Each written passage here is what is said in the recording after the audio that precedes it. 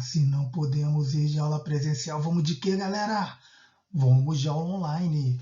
Um forte abraço para a galera do Marizinha Félix Teixeira e para a galera do Dr. Elvino Alves Ferreira e fãs do canal História Dinâmica. Gente, qual o assunto de hoje? Hoje não é um conteúdo específico de história. Hoje eu vou falar como eu estudo história, qual o método que eu criei para facilitar o estudo da história.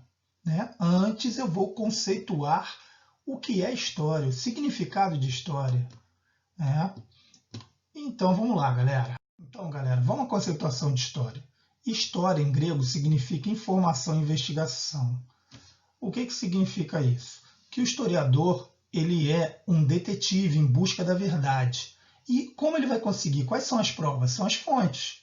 As fontes escritas, as fontes orais, as fontes visuais, as fontes materiais e as fontes da cultura imaterial. Fontes escritas pode ser um inventário de uma fazenda, uma identidade, uma certidão de nascimento, são os documentos, né? Documentos oficiais e não oficiais. Fontes orais são depoimentos das pessoas, né, que viveram alguma época histórica.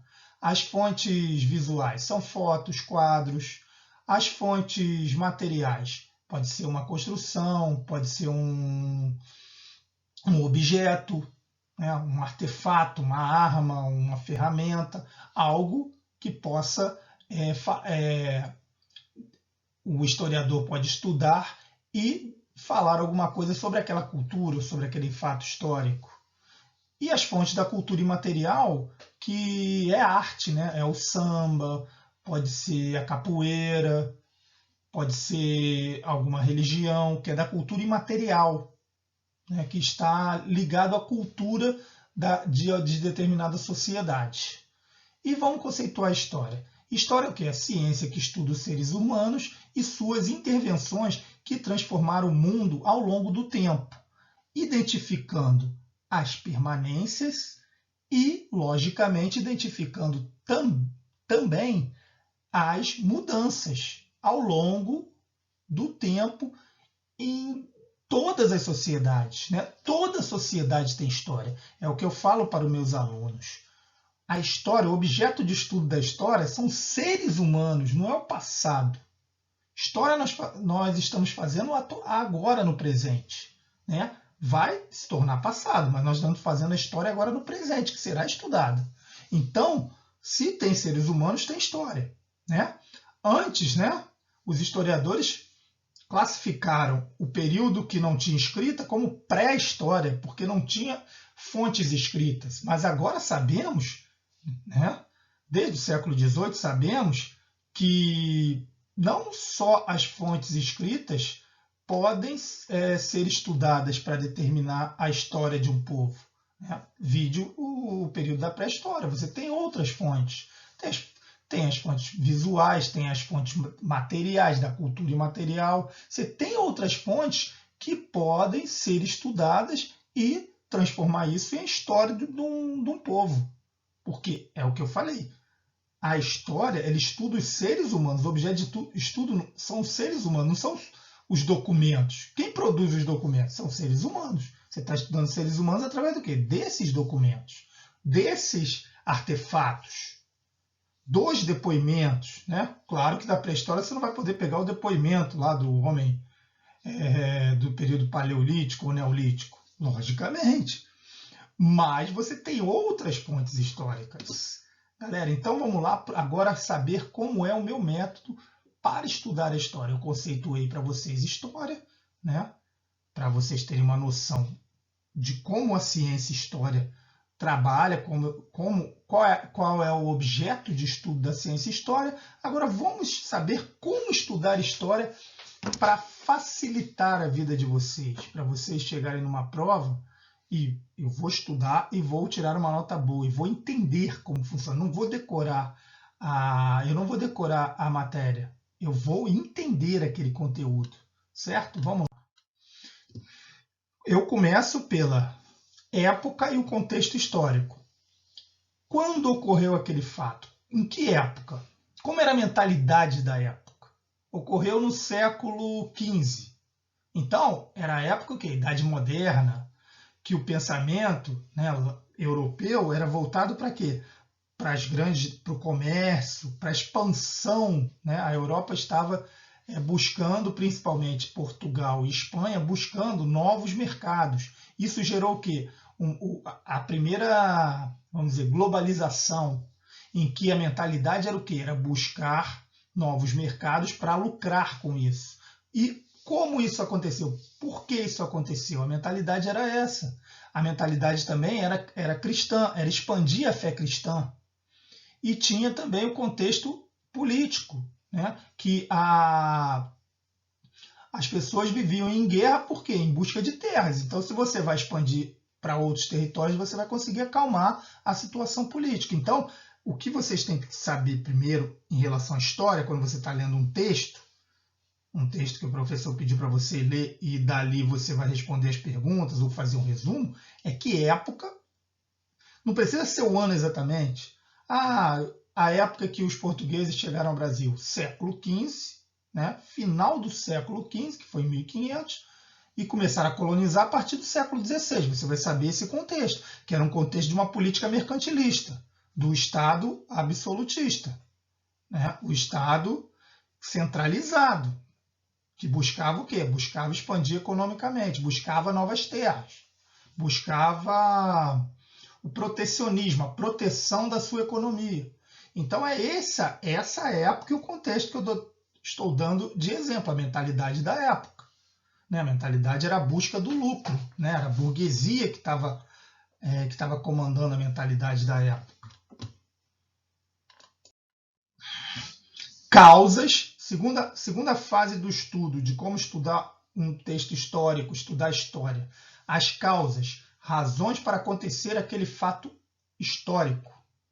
Fatores internos ou externos, ou os dois. Portugal, por exemplo. Portugal foi o primeiro estado a se tornar centralizado. Ele se tornou independente da Espanha e depois expulsou os muçulmanos do seu território. Então, por que ele é o primeiro a iniciar a expansão marítima? Porque ele foi o primeiro estado a se tornar centralizado. Tem outros fatores religiosos, porque a igreja queria buscar expandir a fé cristã, né? Os fatores econômicos, a busca das especiarias para lucrar, político, porque se tornou centralizado. Ideias que surgiram de determinado grupo social, eu cito o exemplo do iluminismo, né? No século XVIII, lá na França, as ideias iluministas que acabaram influenciando na independência de vários países e na Revolução Francesa. Fatores climáticos podem ter causado uma grande seca, a falta de alimentos, como foi na Revolução Francesa, né, que deu início também à Revolução Francesa, que o povo passava fome e queria alguma mudança no governo. Então, as causas, como eu falo para os meus alunos, é aquilo que aconteceu antes do fato histórico. É aquilo que gera aquele fato histórico. Né? Tem aquele último, né? O último fator, que é a gota d'água para acontecer o fato histórico antes de uma guerra, por exemplo. Né? Qual foi a gota d'água para acontecer alguma guerra? É o exemplo de uma causa. É uma das causas. E aí nós vamos para as características e cronologias do fato. É o fato em si, é o acontecimento. Aí você está estudando o que aconteceu naquele fato histórico, naquela situação. É um acontecimento de curta, média ou longa duração, certo? A Idade Média é de longa duração.